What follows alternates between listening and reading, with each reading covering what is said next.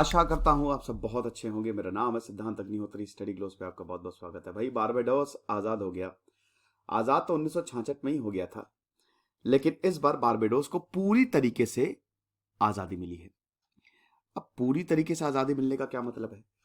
पूरी तरीके से आज़ादी मिलने का ये मतलब है कि ब्रिटेन, अभी बारबाडोस की जो हेड ऑफ स्टेट थी वो अभी भी क्वीन एलिजाबेथ थी।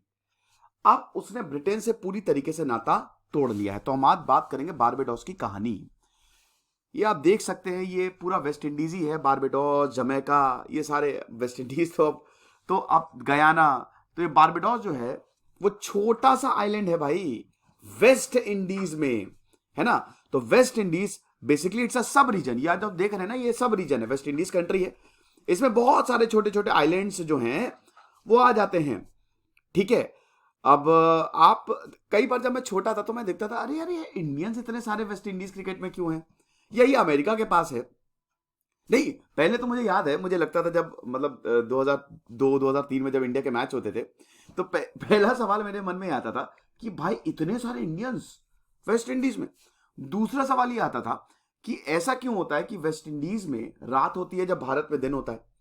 तो फिर मुझे समझना चाहिए अमेरिका के पास है। तो अमेरिका के पास है इतनी दूर, तो अमेरिका के पास है तो यहाँ पे सब गोरे लोग होने चाहिए थे। या साउथ अमेरिका के पास है तो सब सांवले लोग होने चाहिए। यहाँ पे सब ब्लैक्स क्यों है? तो ये सारे जो हैं वो काफी ज्यादा मेरे दिमाग में रहते थे। अभी मैं एक एक करके आपको जवाब दूंगा उसका। तो हो सकता है आपके दिमाग में भी हो।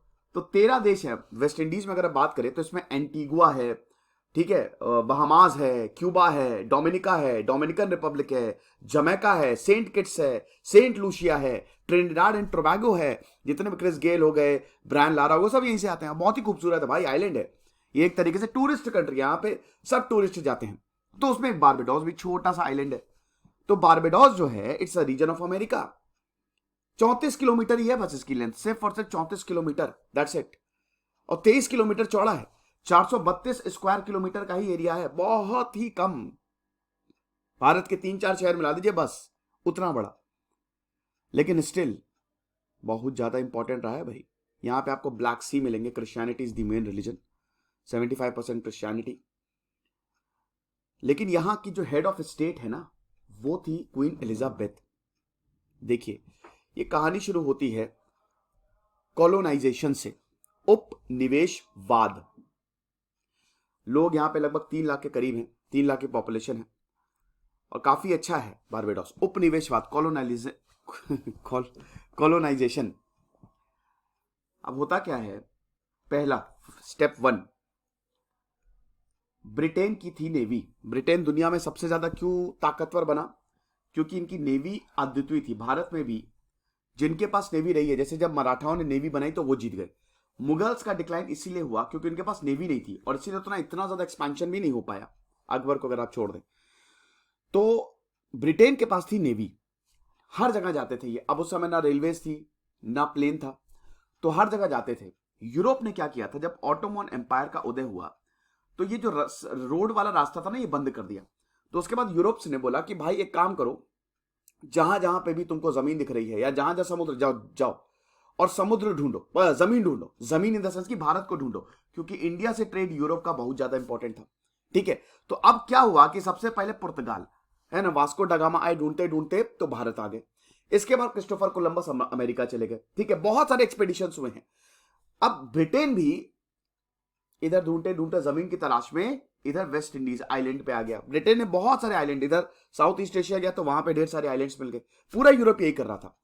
अब भाई जब यहां पे इनको बारबाडोस मिला तो शुरुआत में तो ब्रिटेन का कुछ फायदा हुआ नहीं। इन्होंने बोला, बारबाडोस का मतलब होता बड़ी दाढ़ी वाला, ऐसा। अब इसमें यही है कि इसमें कुछ है कि भाई पुर्तगालियों ने इसका नाम रखा था, तो वो नाम इसीलिए दिया था कि जब यहाँ पे ये लोग आए थे तो इनका जो सामना था वो ट्राइब्स से हुआ था। यहाँ पे ट्राइब्स रहती थी, उनकी बड़ी बड़ी दाढ़ी थी, तो इसलिए बारबाडोस रखा। अब हुआ क्या कि शुरुआत में तो ब्रिटिश को कोई खास फायदा मिला नहीं, लेकिन धीमे धीमे ब्रिटेन को समझ में आ गया कि भाई कितना जबरदस्त है ये। ठीक है। स्लेव ट्रेड होने लगा, स्लेवरी।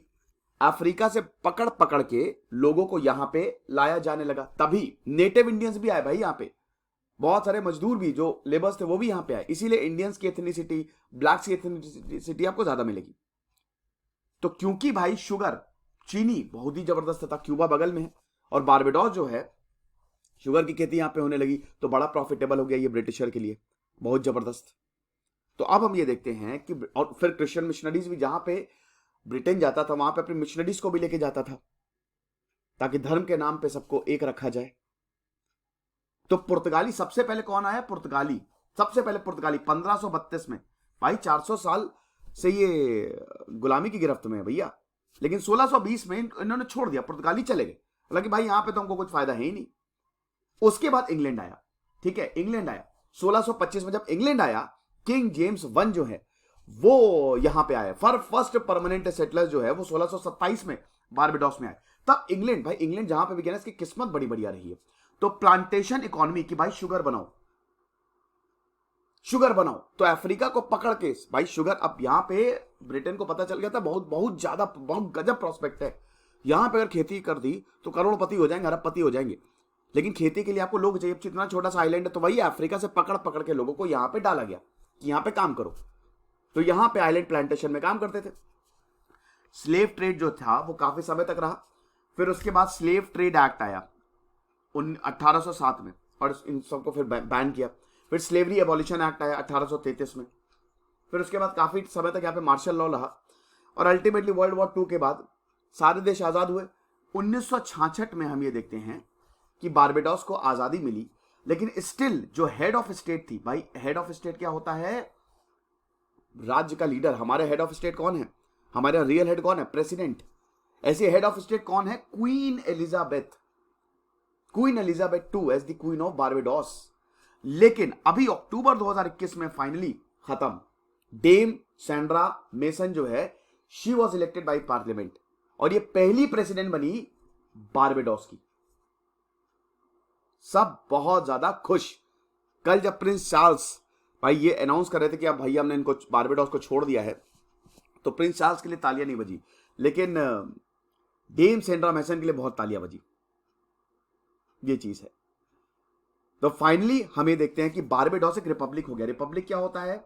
जहां पे सब कुछ जनता करे, सब कुछ जनता चुने, जनता के प्रतिनिधि, एवरीथिंग जो भी जनता के हाथ में होगा, और किसी की गुलामी नहीं है होगी।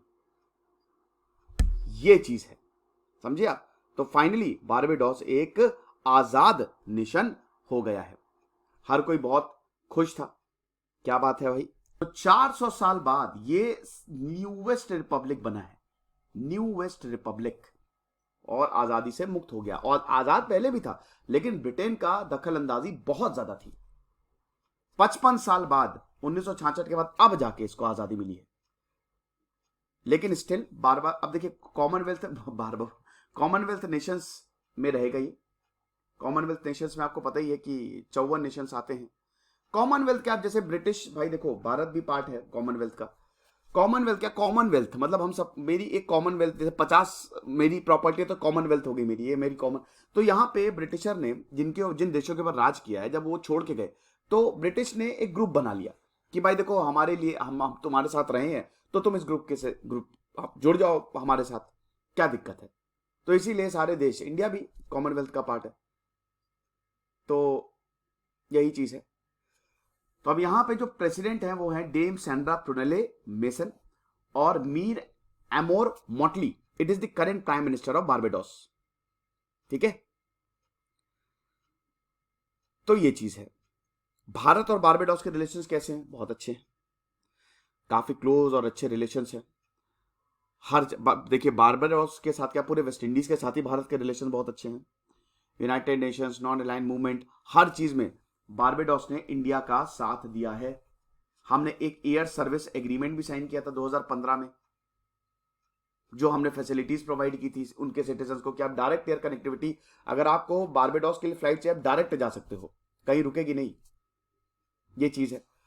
फॉरेन ऑफिस कंसल्टेशन जो है भारत और बारबेडोस के बीच में, ब्रिज टाउन बारबेडोस में ना मैच होते हैं, वहां पे 2015 में स्टैब्लिश हुआ। बारबेडोस ने भारत के लिए वोट किया कि भाई नॉन परमानेंट सीट जो है वो भारत को ही मिले। बायलैटरल ट्रेड की बात करें तो $12.76 मिलियन जो है 2019-2020 का आंकड़ा है, भारत एक्सपोर्ट किए। भारत ने बारबेडोस को बेचा है इतना सामान, जिसमें व्हीकल्स आते हैं, फार्मास्यूटिकल्स आते हैं, textile, iron, steel, organic, chemical. और इंपोर्ट कितना है? $1.48 मिलियन, यानी कि भारत का एक्सपोर्ट ज्यादा, इंपोर्ट कम है, यानी कि हमने ज्यादा बेचा है। अच्छी बात है। स्पोर्ट्स में तो आपको पता है क्रिकेट, बारबेडियन क्रिकेटर जो है यहां पे आते हैं, आईपीएल में भाग लेते हैं। लगभग 2,500 से ज्यादा लोग बारबेडोस में अभी रह रहे हैं, इंडियंस है ये। ओके, तो ये चीज है। कॉमनवेल्थ की हम बात कर रहे थे तो 1949 में इसको सेटअप किया गया था, लंदन। तो queen Elizabeth II, it is the head of Commonwealth. और अभी इसमें 54 देश है और फ्री और वॉलेंट्री कॉर्पोरेशन है, ठीक है। अभी लास्ट कंट्री रुवांडा ने कॉमनवेल्थ को 2009 में ज्वाइन किया था। हर साल कॉमनवेल्थ जो है मिलती है। तो ये लेक्चर था, आई होप आपको पसंद आया होगा। खुश रहिए, पढ़ते रहिए। दिस इज सिद्धांत अग्निहोत्री साइनिंग ऑफ।